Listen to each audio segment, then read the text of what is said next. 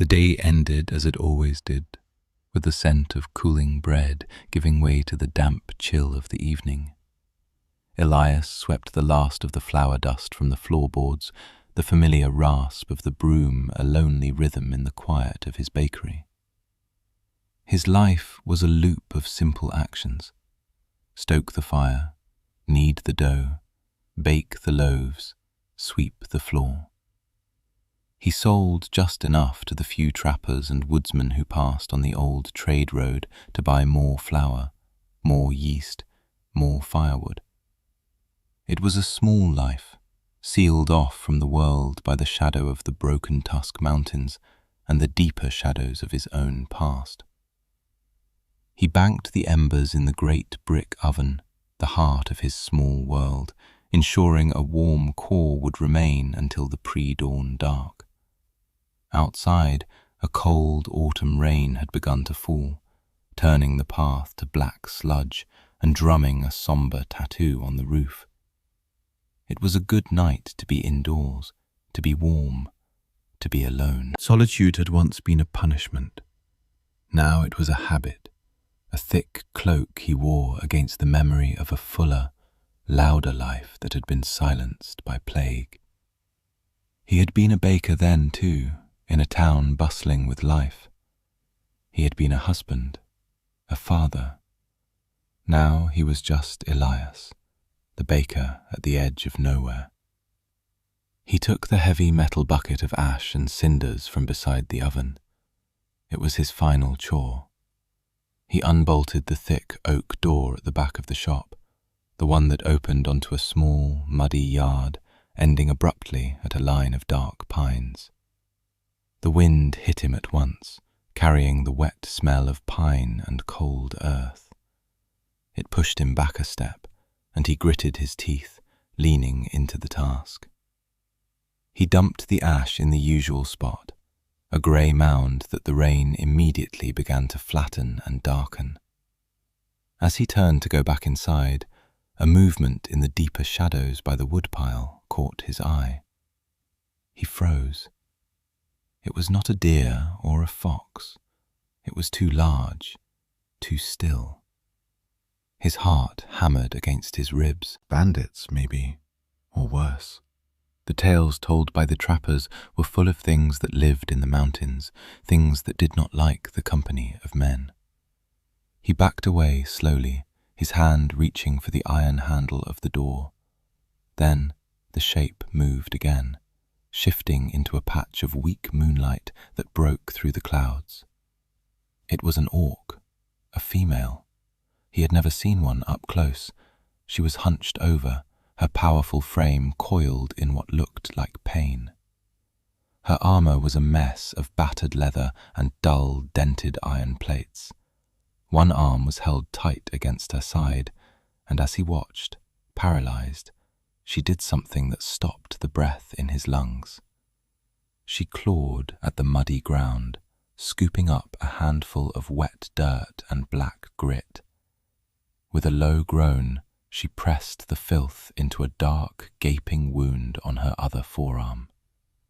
It was an act of pure, primal desperation, an animal's attempt to staunch a wound when nothing else was left. All the stories of orc brutality, of their savagery and strength, evaporated in that single, wretched gesture. He saw no monster. He saw only a creature in its last extremity, trying to hold itself together with mud. He should have gone inside. He should have bolted the door and piled furniture against it. That was the sane thing to do. That was the choice the man who had sought this lonely life would make. But the man who had once held his own child's fevered hand, helpless, could not. He couldn't just walk away. His feet felt rooted to the cold, wet ground. Every instinct screamed at him to retreat into the warm, safe box of his bakery. An orc. A wounded orc. It was a harbinger of violence, a promise of trouble that would shatter the fragile peace he had so carefully constructed. His life was a house of cards, and she was a storm. But the image of her pressing mud into her own flesh was burned into his mind. He remembered the useless poultices he had made, the desperate prayers he had offered as the fever took his wife, then his daughter. He remembered the silence that followed. He had survived, but he had often wondered if that was a blessing or a curse. He took a breath. It was a small, shaky thing. He let it out slowly. He turned and went back inside, leaving the door slightly ajar. His hands trembled as he moved through the familiar space. He ignored the heavy lock, the thick bar of wood that lay waiting. Instead, he went to the clean linen cupboard. He pulled out a strip of old boiled cloth, the kind he used for wrapping fresh loaves. He filled a small ceramic bowl with warm water from the kettle. His mind was a blank, a roaring void where thoughts of consequence should have been. He was moving on instinct, the same instinct that told him to add more yeast on a cold day, or to feel the heat of the oven with the back of his hand. This was a different kind of problem, but his response was the same: simple, practical, and without any real hope. When he stepped back out into the rain, the bowl and cloth in his hands, she was watching him. She had pushed herself up against the woodpile, and a short, brutish-looking knife was now in her good hand. Her eyes, narrowed and black in the gloom, followed his every move. A low growl rumbled in her chest, a sound like stones grinding together. He stopped a safe distance away, maybe 10 feet. He wasn't a fool. He knew what she was capable of. He could see the corded muscle in her shoulders, the sheer power in her frame, even slumped in exhaustion. "I'm not going to hurt you," he said. His voice was rough, unused to anything more than a brief exchange over the price of rye bread. The orc said nothing. Her knuckles were white where she gripped the knife. Her gaze was a physical weight, pressing on him, searching for the trick, the angle. In her world, he knew, kindness from a stranger, a human no less, was a lie that got you killed. He knelt slowly, placing the bowl of water and the clean cloth on the ground between them. He pushed them forward a few inches with his fingertips, then drew his hands back and placed them on his knees, open and empty. "For the cut," he said, nodding toward her arm. "The mud will make it rot." She stared at the offering, then back at him. The tension in the air was so thick he could taste it, sharp and metallic like blood. He could see the struggle in her face, the deep, ingrained suspicion warring with the raw, desperate need. Her wound was weeping blackly around the edges of the dirt poultice. It needed cleaning. She had to know that. He waited. The rain dripped from the eaves of the roof, a steady, monotonous cant. He did not move, did not speak again. The choice was hers. He had made his. After a long minute that stretched into an eternity, she gave a short, sharp exhalation, a sound of bitter resignation. With her good hand, she reached out and dragged the bowl toward her. She never took her eyes off him. The knife remained on her lap, ready. She dipped a corner of the cloth into the water and began to clean the wound. Her movements were clumsy, pained, but determined. She scraped away the mud, her jaw tight, a hiss of pain escaping her lips as the clean water touched the raw flesh. The gash was deep, longer than his hand, and edged with a sickening blackness.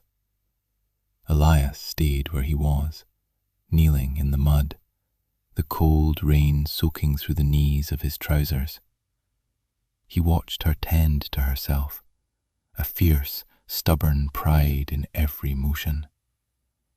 When she was done, the water in the bowl was red-brown. She tore a strip from her own tunic and bound the wound tightly. Then she looked at him again.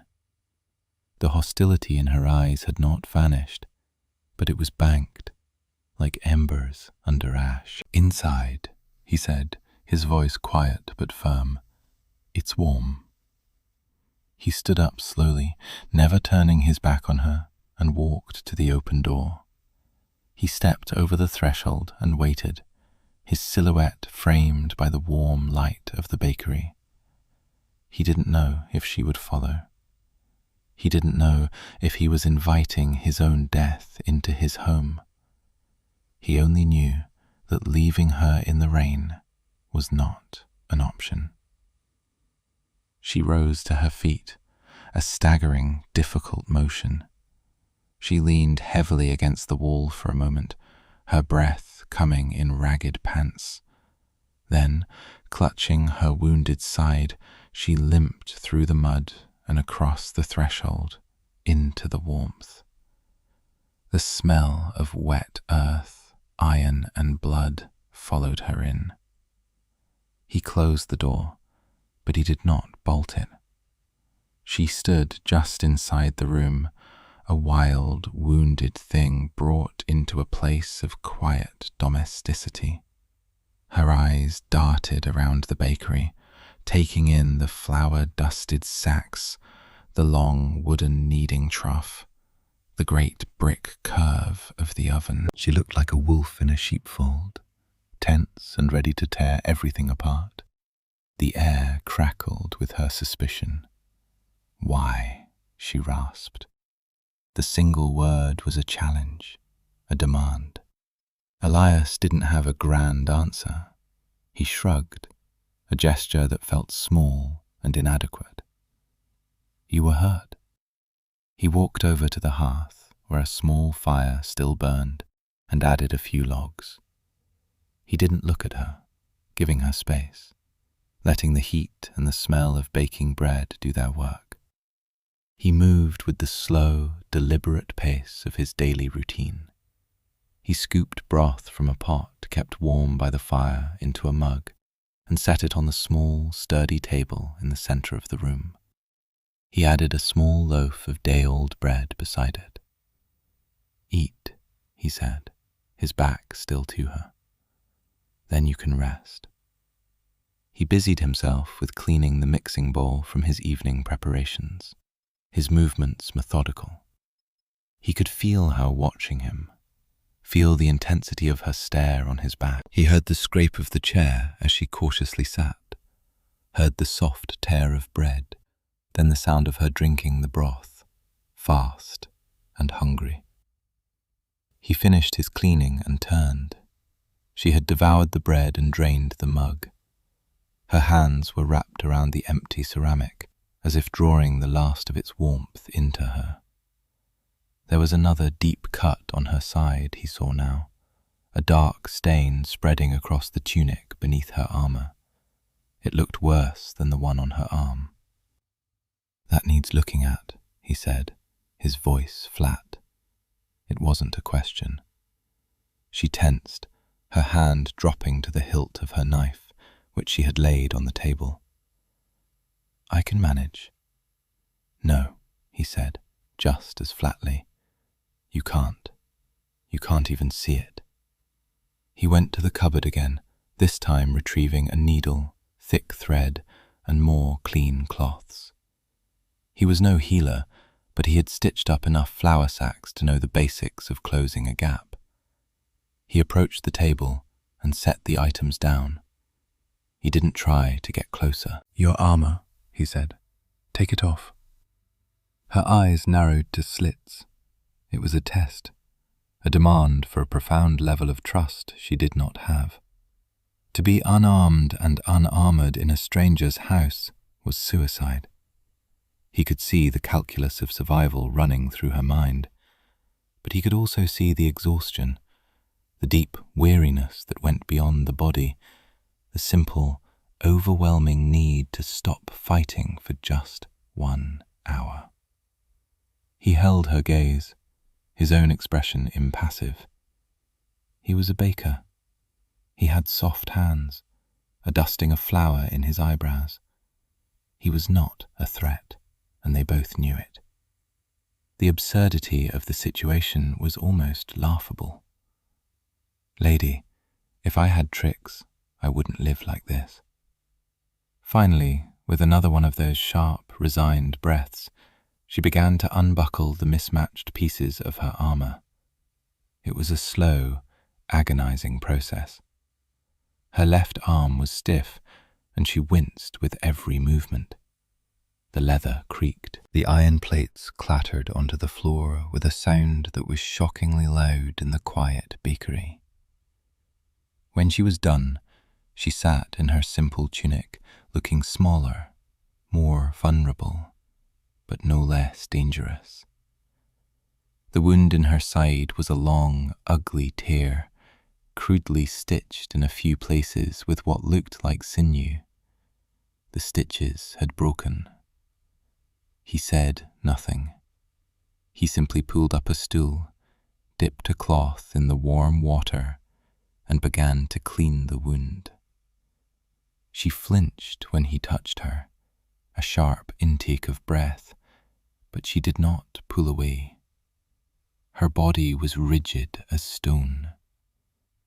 He worked quietly, his hands surprisingly steady. He cleaned the filth away, cut the old, broken stitches, and pulled the edges of the wound together. As he pushed the needle through her skin for the first time, she grunted, her hand clenching into a fist on the table, but she held still. He worked with a craftsman's focus, laying in neat, tight stitches as if he were mending a tear in a valuable sack. The silence was broken only by the hiss of the fire and the sound of her ragged breathing. When he was finished, he bandaged the wound tightly with clean linen. He had been so close he could smell the rain in her hair and the faint, metallic scent of her blood. He felt a strange, unnerving connection to this wild creature, a shared moment of quiet industry in the face of pain. He stood up and moved back, breaking the spell. "Rest," he said.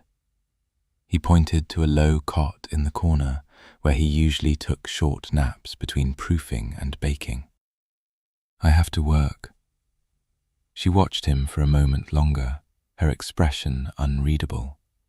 Then, without a word, she rose and limped to the cot. She lay down, not even bothering to remove her boots, and pulled a thin wool blanket over herself. Within minutes, she was asleep, an exhausted, profound sleep that was closer to collapse than to rest. Elias looked at the pile of her battered armor on his floor. He looked at the sleeping orc in his bed. He looked at the blood-stained water in the bowl. His quiet, predictable world had been broken open. He felt a tremor of fear, a deep and profound uncertainty. But as he turned to his dough, readying it for the morning's bake, he also felt something else, a flicker of purpose he hadn't felt in years. He did not sleep that night.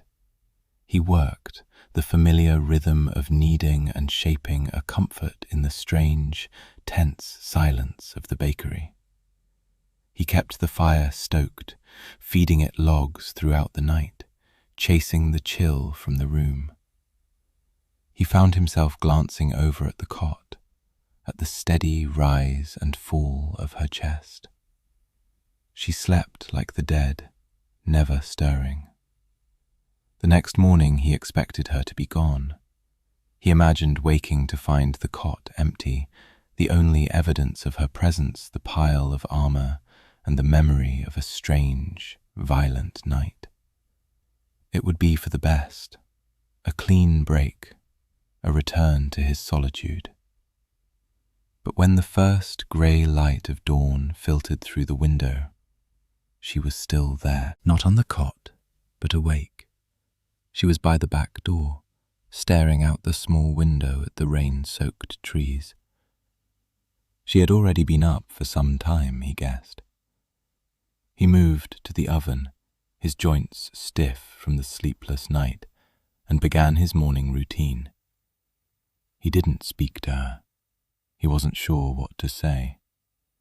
He gave her the same thing he had given her the night before: space.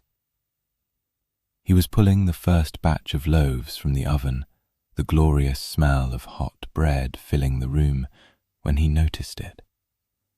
The woodpile, just inside the back door, which he always kept in a messy, convenient heap, was now a perfectly ordered stack. Each log was fitted against the next, creating a solid, stable wall of firewood.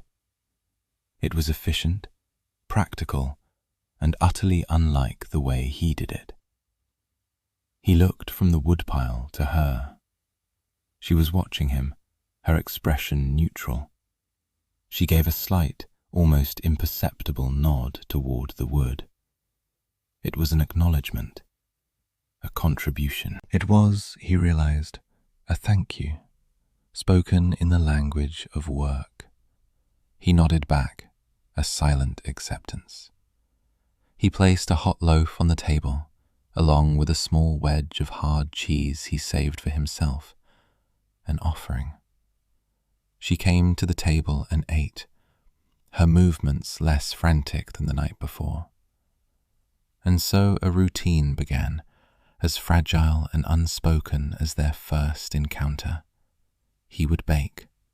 She would be. At first, she mostly watched, a silent, brooding presence in the corner of his workshop. But slowly, she began to contribute.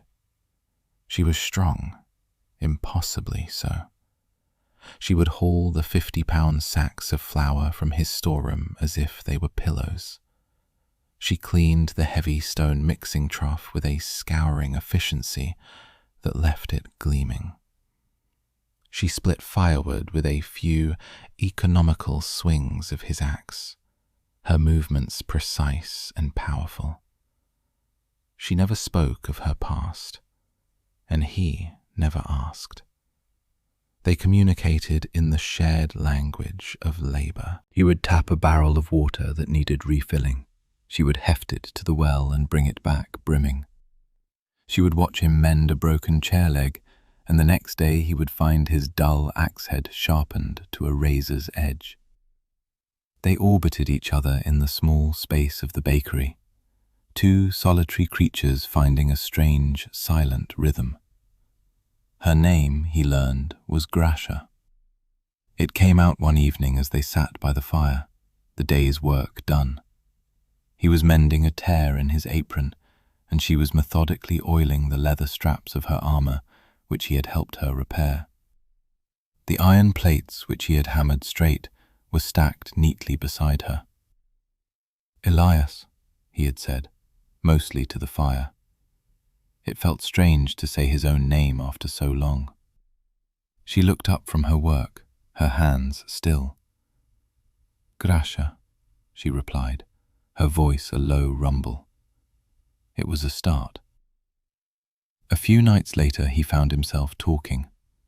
The words came haltingly at first, dredged up from a place he kept locked away. He told her about the town, about the coughing sickness that had turned to a black-flecked fever. He spoke of the helplessness of watching his world shrink to a single, quiet room, and then to nothing. "I was the only one who didn't get sick," he said, his voice thick. "The baker, surrounded by flour dust. They said it kept the lung rot away. I survived. Everyone else." He trailed off, staring into the flames. He didn't tell her their names. He couldn't. Gracia listened, her gaze fixed on the fire. She did not offer sympathy, no soft words of comfort. She simply listened, her presence a solid, unmoving thing in the quiet room. When he was done, a heavy silence fell between them. "My clan values strength," she said, her voice low and hard. They mistook treachery for it. It was not a story, but it was a piece of one, a shard of her past offered in return for his. He understood. She was in exile, betrayed, hunted. It explained the haunted look in her eyes, the way she never truly relaxed. One night he fell asleep in his chair by the fire, utterly spent. The days were growing shorter, the air colder, and the work of preparing for winter was relentless. He had been splitting logs all afternoon, a task Gracia usually did, but he had insisted on helping with, and his body ached. He woke hours later in the deep, cold heart of the night. The fire had burned down to glowing embers. A profound chill had settled in the room, but he was not cold. A heavy fur cloak was draped over him, tucked carefully around his shoulders. It was thick and smelled of pine, cold mountain air, and her. He sat up, his heart giving a strange lurch. He looked across the room. Gracia was sitting on the floor by the hearth, awake. She was feeding small splinters of wood into the embers, coaxing the flame back to life. Her back was to him, but he could see the line of her shoulders, the focused tilt of her head. She had covered him while he slept, a gesture of care, as quiet and practical as stacking firewood. He said nothing, just pulled the heavy cloak tighter around himself. He watched her tend the fire, a guardian in the dark. In that moment, the fear he had felt, the tension that had hummed beneath the surface of their strange cohabitation, finally began to recede. It was replaced by something else, something fragile and warm and nameless. He felt seen, not as a weak human, not as a pitiable survivor, but as someone worthy of a share of warmth. The quiet rhythm they had built was too fragile to last. He knew it in his bones. The world did not forget a debt of violence, and someone, somewhere, was still looking for Gracia. The first sign came on a cold, grey morning nearly a month after her arrival. Elias was checking the snares he kept in the woods behind the bakery. He had caught nothing, which was unusual. As he turned back toward the clearing, he saw it. Carved into the thick bark of an old oak that marked the edge of his property was a symbol, a crude drawing of a tusk, split down the middle by a deep, jagged line. It was fresh, the pale wood underneath stark against the dark bark. It hadn't been there the day before. It meant nothing to him, but it felt like a violation, a trespass on his small, secluded world. He ran his fingers over the rough edges of the carving.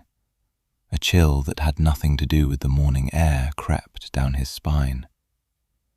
He went back to the bakery and found Gracia sharpening one of her heavy knives on a whetstone. The rhythmic scrape of steel on stone was a familiar sound now. He didn't speak, just jerked his head toward the woods. She rose and followed him, her tread silent on the damp earth. When she saw the symbol, her face became a mask of stone. All the softness, the fragile peace that had begun to grow between them, vanished.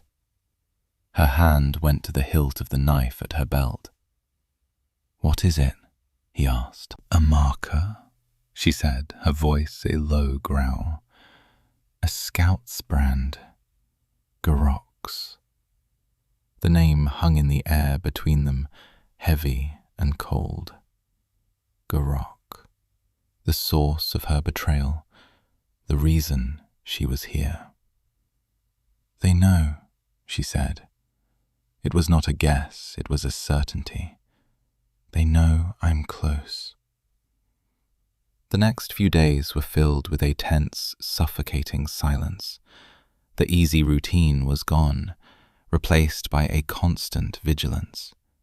Gracia barely slept. She spent hours watching the tree line from the small window, her body coiled like a spring. Elias found himself doing the same, his baker's eyes scanning the woods for any unnatural movement. The peace of his solitude was gone, replaced by the dread of intrusion. It happened 3 days later, in the dim light of dusk.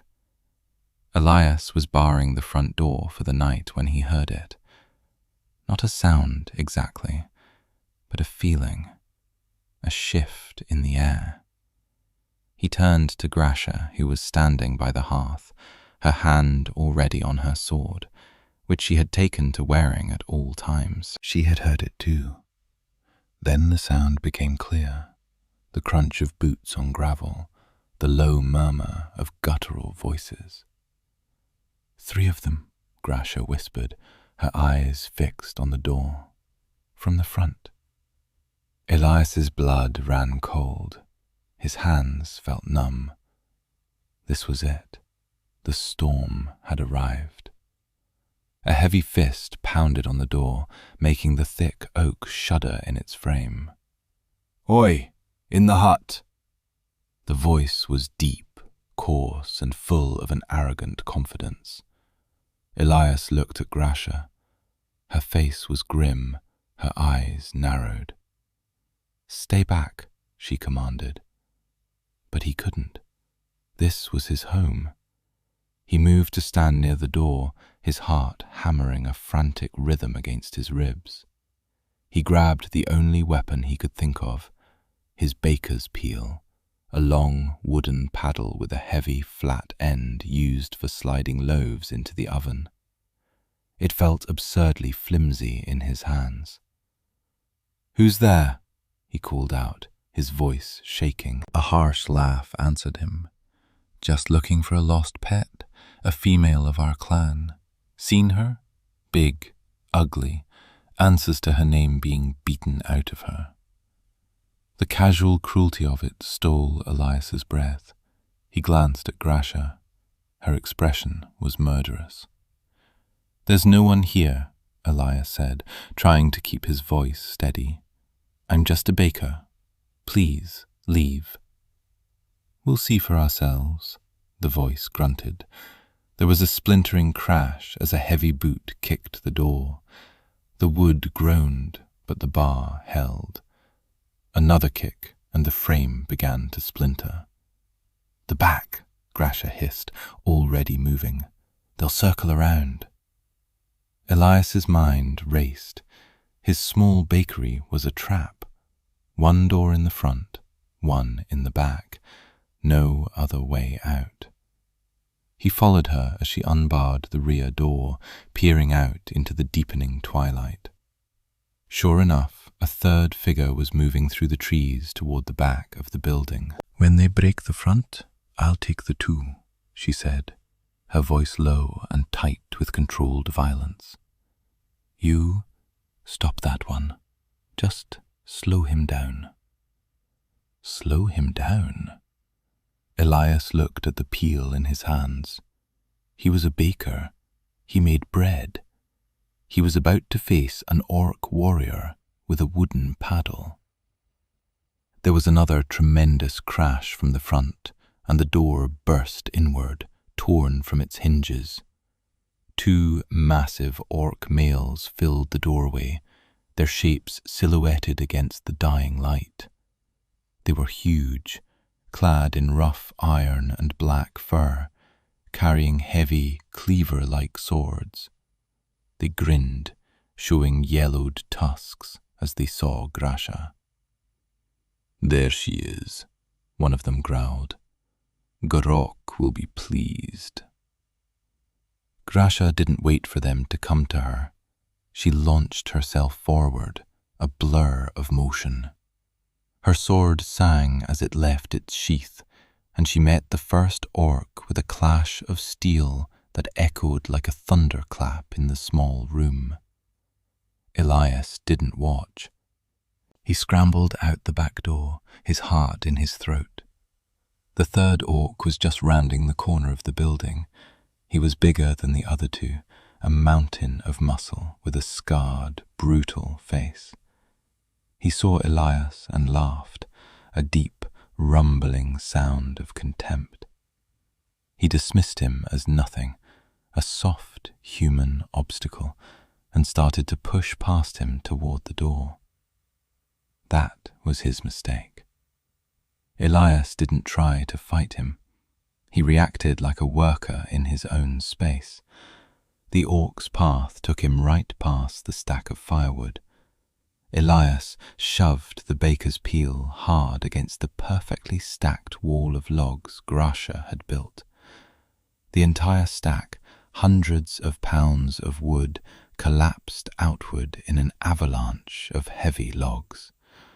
The orc bellowed in surprise and pain as the timber crashed into his legs, sending him sprawling to the muddy ground. His ankle twisted with a sickening crack. Inside, the sounds of battle were terrifying. The clang of swords, a guttural roar of pain, the crash of his table splintering. Elias scrambled back to the doorway, his peel held before him like a flimsy spear. He saw Grasha move like a storm of iron. She had dispatched the first orc with a brutal efficiency, a deep cut to his neck. Now she fought the second in the cramped space. The orc was strong, driving her back with powerful, clumsy blows. Her sword parried his, sparks flying. He was forcing her toward the oven. The orc swung his cleaver in a wide arc, forcing Grasha to duck. The blade scraped against the brick of the oven, sending up a shower of sparks. In that moment of overextension, Elias saw his chance. He didn't think, he acted. He grabbed the nearest thing to hand, a small sack of flour from the bench. With a desperate heave, he threw it at the orc's head. The sack burst on impact, enveloping the orc's head in a thick, white cloud.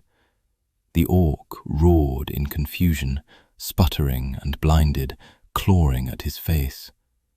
It was all the opening Grasha needed. She lunged forward, not with the point of her sword, but with the heavy pommel.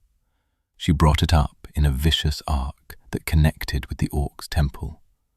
There was a dull, wet crunch, and the massive warrior crumpled to the floor like a felled tree. Silence. The bakery was a wreck. The door was broken, the table smashed. 2 dead orcs lay on the floor, their blood staining the flour-dusted boards. Grasha stood in the middle of it all, breathing heavily, her sword dripping. She looked at him, then at the cloud of flour slowly settling, then at the groaning orc with the broken ankle outside. A strange look crossed her face. It wasn't gratitude. It was a kind of grudging respect. "A baker's fight," she said, her voice rough. He just nodded, his hands shaking, the empty peel feeling heavier than ever. They had won. But this was just the beginning. The scout had been silenced, but the message had been sent. Gorok knew where to find them. The fragile piece was not just broken. It was shattered, and its shards were sharp and deadly. The victory tasted like ash in his mouth. They dragged the bodies into the woods, a grim, silent task. They propped the broken door back in its frame and barred it, a useless gesture against what was coming. The bakery no longer felt like a sanctuary. It felt like a tomb, waiting to be sealed. They did not speak of the fight. There was nothing to say. The violence had changed the air between them, solidifying their bond in a way that quiet labor never could. They were allies now, bound by shared blood, spilled, if not shared. A sense of impending doom settled over the small building. Elias found he could no longer lose himself in the rhythm of baking. Every sound from the woods made him jump. Every shadow seemed to hold a threat. He was living on a knife's edge, and he hated it. This was the world of fear and violence he had fled, and it had found him. Gracia was different. The fight seemed to have awakened something in her. She was sharper, more focused. The brooding melancholy was gone, replaced by a cold, deadly purpose. She spent her time maintaining her weapons, moving with a restless energy that filled the small space. 3 days after the attack, they came. It was just after dawn. Elias was by the window, watching the mist burn off the pines, when he saw them. Not scouts this time. A war party. At least a dozen of them, moving through the trees with disciplined silence. But they were not orc males. They were females, tall and broad-shouldered, clad in the same kind of functional, heavy armor as Gracia. They carried spears and round iron-bound shields. He felt a fresh wave of terror. "Gracia," he breathed. She was at his side in an instant. She looked out the window, and her body went rigid. But it wasn't fear he saw on her face. It was recognition. The warriors stopped at the edge of the clearing. One of them, a scarred veteran with a grim face and a cloak of black wolf fur, stepped forward. She planted the butt of her spear in the ground and waited. "They are mine," Gracia said, her voice tight. "My shield sisters."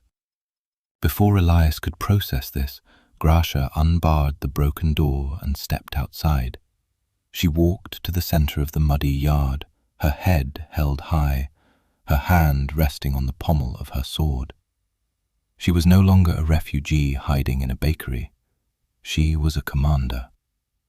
The scarred warrior stared at Gracia for a long moment. Then, with a fluid motion, she dropped to one knee, bowing her head and resting her fist on the ground. "Blood air," the warrior said, her voice a deep, resonant rumble that carried across the clearing. "We found you." Blood air. The title struck Elias like a physical blow. He stood in the doorway of his ruined home, a spectator to a scene he could not comprehend. The other warriors knelt as one, a silent testament of loyalty. This was the truth of her, not just Gracia, the exiled soldier, but Gracia Bloodtusk, heir to a clan, a noble, royalty for all he knew. A chasm opened up at his feet. The entire time, their quiet partnership, the shared meals, the silent acts of care, it had all been predicated on a lie. Not a spoken lie, but a lie of a mission so vast it poisoned everything. He had been tending to a queen, and he hadn't even known it. He felt like a fool, a stupid, soft-hearted human who had stumbled into a story far too large for him. The connection he had felt, that fragile, nameless thing, now seemed like a pathetic joke.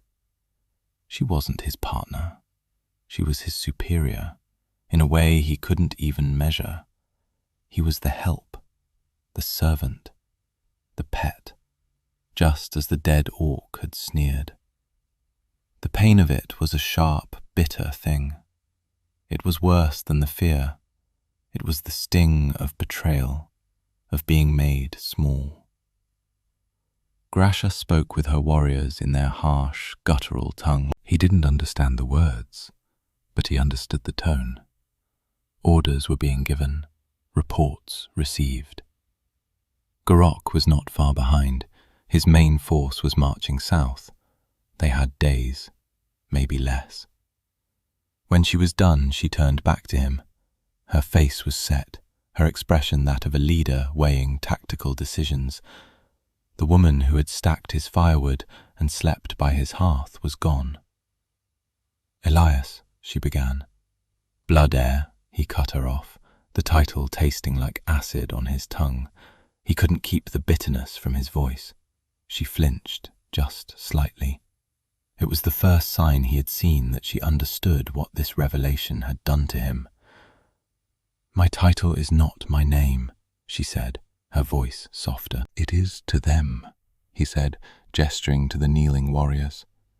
"It is to the world. It changes everything." "It changes nothing," she insisted, stepping closer. "You saved my life." "I cleaned a wound for a soldier," he shot back, his voice rising. "I gave bread to a fugitive. I didn't sign up to be a footnote in a war for a throne." He looked around at the wreckage of his bakery, at the splintered door and bloodstains.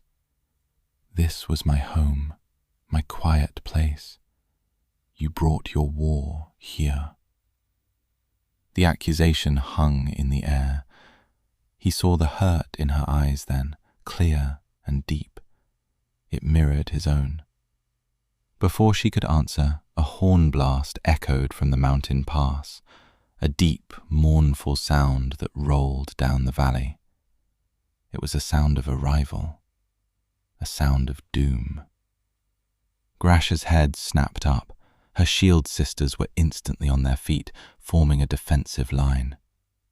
"Garok," she breathed. "He's here." They came from the trees not as a party, but as an army, dozens of them. Huge male orcs, clad in jagged black iron, their faces painted with the symbol of the split tusk. At their head was a warrior even larger than the rest, a brute with a massive two-headed axe strapped to his back. His face was a mask of arrogant cruelty, his tusks capped with sharpened iron. This had to be Garok. He strode into the clearing as if he owned it, his forces fanning out behind him, surrounding the small bakery and Grasha's outnumbered warriors. Garok's eyes landed on Grasha, and he smiled, a predator's smile. "Cousin," he boomed, his voice dripping with mock affection. "Hiding in a human's mud hut? Have you fallen so far?" He then looked past her, his gaze falling on Elias, who still stood frozen in the doorway. Garok's smile widened. "And you have taken a pet? How quaint. Hand her over, little man, and I might let you live to bake me a victory loaf." The world narrowed to the clearing. The smell of pine, the cold air, the overwhelming presence of iron and violence. Elias's home, his sanctuary, was now the epicenter of a battle he had no place in. His small life was about to be burned away as kindling for a dynastic struggle. The first torch was thrown. It landed on the dry thatch of the roof, and the flame caught instantly, devouring the straw with a hungry roar. The battle for the Iron Fang clan had begun on his doorstep. The fight was chaos, a whirlwind of screaming and steel. Gracia and her 12 shield sisters were a small island of disciplined defense in a raging sea of Garok's berserkers. They were hopelessly outnumbered. Elias was useless. He retreated into the bakery as the roof began to burn, smoke filling the room. He grabbed a bucket of water and threw it at the spreading flames, a futile gesture. Embers rained down, igniting sacks of flour which went up with a soft whoosh. His home was dying. He could hear the brutal sounds of the battle outside. He saw one of Gracia's warriors go down, overwhelmed by 3 of Garok's brutes. He saw Gracia herself, fighting like a demon, her sword a blur, but being driven back step by step. They were losing. He stumbled through the smoke, choking, his eyes streaming. He saw the cot where she had slept, the hearth where they had shared a quiet warmth. It was all burning. Everything was burning. He had lost one life to sickness. He was losing this one to fire and swords. A profound, bottomless despair washed over him. He had nothing left. He staggered out the back door, trying to escape the suffocating smoke, and ran right into the path of Garok. The warlord had broken through the line and was making his way toward Gracia from the rear. He saw Elias and sneered, raising a massive, gauntleted fist to swat him aside like an insect. But then Gracia saw him. She saw Garok towering over Elias, the baker, the man who had shown her a kindness she had forgotten existed. She saw the flames consuming his home, the symbol of his quiet, ordered life. She saw the despair on his face, and she made a choice. "Garok!" she roared, her voice cutting through the din of battle like a forge hammer striking an anvil. Every head, friend and foe, turned toward her. She stood amidst the carnage, her armor scorched, her face smeared with soot and blood. She pointed her sword, not at Garok, but at Elias. "This man," she declared, her voice ringing with an absolute, unshakable authority. "This human gave me sanctuary when my own blood left me for dead. He showed me strength without a sword and honor without a title." She took a step toward Elias, placing herself between him and Garok. Her eyes never left her cousin's. "He will stand with me," she proclaimed, her voice rising to a shout that echoed off the mountains. "As my own. To harm him is to declare war on me. To harm him is to declare war on the true heir of the Iron Fang." It was a public declaration, a political act of defiance in the middle of a battle. She was not just offering him protection, she was binding him to her cause, to her future. In front of her enemies and her allies, she had claimed him. Garok stared, momentarily stunned by the sheer audacity of it. Then he threw his head back and laughed, a harsh, ugly sound.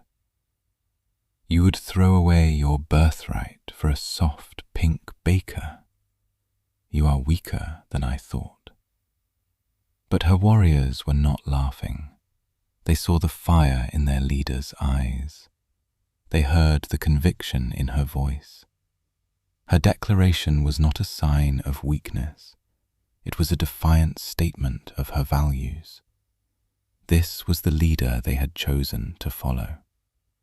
With a unified roar, they surged forward, their morale ignited, pushing Garok's forces back with a renewed, ferocious energy. The battle turned. The fight raged until the bakery was nothing but a smoking skeleton of charred beans. Garok, seeing his advantage lost and his forces faltering, against the inspired fury of the Shield Sisters, finally sounded the retreat. He gave Gracia one last look of pure hatred, a promise of future vengeance, before disappearing back into the forest with his remaining warriors. Silence fell, broken only by the crackle of the dying fire and the groans of the wounded. Gracia stood in the smoking ruins of his life. She turned to him, her face grim. The firelight danced in her eyes. "I will rebuild it," she said, her voice hoarse from smoke and shouting. "Twice as large. Stone walls this time." Elias looked at the blackened remains of his oven, the heart of his world, now cold and broken. He looked at the ashes of his cot, the scattered, burnt pages of his mother's recipe book. He had come here to be safe, to be alone. That was over. That world was gone. "No," he said, his voice quiet but firm. She looked at him, confused. "This is your home. I will restore it." He shook his head, a slow, deliberate motion. He finally looked up, meeting her gaze directly. The chasm of status and power was still there between them, but he no longer felt like he was at the bottom of it. Her declaration had not made him her possession. It had given him a choice. "It's not my home anymore," he said. "It's a grave. You can't live here, and neither can I." He took a step closer, into the space she had carved out for him with her words. "I will go with you," he said, and he saw a flicker of relief in her eyes. "But not as your pet, not as something to be protected in a new cage, no matter how gilded." He held her gaze, his own unwavering. "If I go with you, I stand beside you, as I am, a human, a baker, not behind you, not beneath you, beside you." This was his condition, his own declaration. He would enter her world, but he would not be consumed by it. He would not pretend to be a warrior. He would be what he was, and that had to be enough. Gracia studied his face, her expression unreadable. She saw the soot on his cheek, the quiet determination in his eyes. She saw the man who had faced down an orc with a bread peel and blinded another with flour. She saw the man who had offered her a clean cloth when she was dying in the mud. She gave a short, sharp nod, a gesture of respect, a seal on a pact. "Beside me," she agreed. There was nothing left for them there. They gathered what little had survived the fire, a few of his tools, her repaired armor, a small, scorched iron pot. With her Shield Sisters flanking them, they turned their backs on the smoking ruins and began the long walk toward the Broken Tusk Mountains. They walked away from the ashes of his old life and toward the uncertain fire of hers. The journey into the mountains was a harsh education. Elias had thought his life on the edge of the wilderness had made him hardy, but he was nothing compared to the orc warriors. They moved with a tireless, ground-eating stride, their endurance seeming limitless. The air grew thin and cold, and the paths became treacherous scree slopes and narrow, icy ledges. The Shield Sisters regarded him with a mixture of curiosity and thinly veiled contempt. He was small, slow, and soft. He had no armor to speak of, only his thick wool coat. He carried no weapon, save for a skinning knife he used for his snares. In their eyes, he was a liability, a fragile burden their blood heir had inexplicably chosen to carry. They called him the baker, and it was not a term of respect.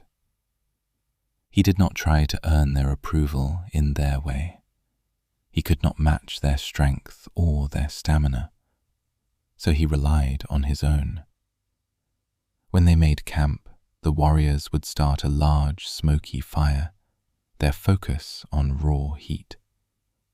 Elias, moving quietly on the periphery, would build a second, smaller fire in a shallow pit, using a technique an old trapper had taught him. It burned hotter, with almost no smoke, conserving wood and, more importantly, not advertising their position for miles. The first night, the warriors ignored it. The second night, he saw a few of them discreetly warming their hands over his small, efficient blaze. Their rations were dried meat, tough and salty. On the third day, Elias fell behind, digging in the frozen earth with his knife. He returned to camp with a pouch full of pale, gnarled roots. One of the Shield sisters, a young one named Karga, sneered at his offering. "Human food, we are not rabbits." Gracia watched, saying nothing. Elias ignored the jibe and roasted the roots in the coals of his fire. He offered one to Gracia, who took it and ate it without comment. Later that night, he saw Karga surreptitiously digging one of the roots out of the embers and eating it, her expression grudging. He found his place in the small, moving society. He was not a warrior, so he became a quartermaster. He used his baker's knowledge to make a dense, long-lasting travel bread, baking it on flat stones heated in the fire. It was heavy and hard, but it was sustenance, a welcome change from endless, dried meat. He noticed when a leather strap on a warrior's greave was fraying, and mended it with his small awl and waxed thread. He used the whetstone he had salvaged from the fire to put a keen edge on their dulled axes and knives while they slept. His contributions were small, quiet, and practical. They were the skills of a craftsman, not a hero. But in the brutal pragmatism of the mountains, they had value. The sneers lessened. The name Baker was spoken with a different inflection now, still marking him as other, but with a grudging acknowledgement of his use. He wasn't one of them, but he was with them. He was pulling his weight. Through it all, he and Gracia maintained a careful distance. They were partners, but the shape of that partnership was still being forged. They walked beside each other, as he had insisted, but they rarely spoke of personal matters. Their conversations were about the path ahead, the weather, the dwindling supplies. Yet, in the quiet moments, he would catch her watching him, her expression thoughtful. He was a puzzle she was still trying to solve. He was earning his place, not with a sword, but with his hands and his knowledge. He was proving that strength came in more than one form. It took them 2 weeks to reach the hidden stronghold of the Iron Fang clan, a fortress carved into the heart of a mountain, accessible only by a narrow, defensible pass. They were met with cheers from the clan members loyal to Gracia, but also with suspicion and hostility. Her alliance with a human, especially a male human, was unheard of. The weeks that followed were a blur of political maneuvering and preparations for war. Gracia, now in her element, was a commanding presence. She met with elders, planned strategies, and consolidated her power. Elias stayed in the background, setting up a small makeshift bakery and forge in an abandoned cavern. He baked bread for her army and repaired their armor and weapons. He worked as he always had. It was the only thing he knew how to do. He proved his worth to the clan in the same way he had with the Shield Sisters, through quiet competence. The warriors who came to him with a dented helm or a broken buckle left with a perfectly repaired piece of equipment. His bread was better than the hardtack they were used to.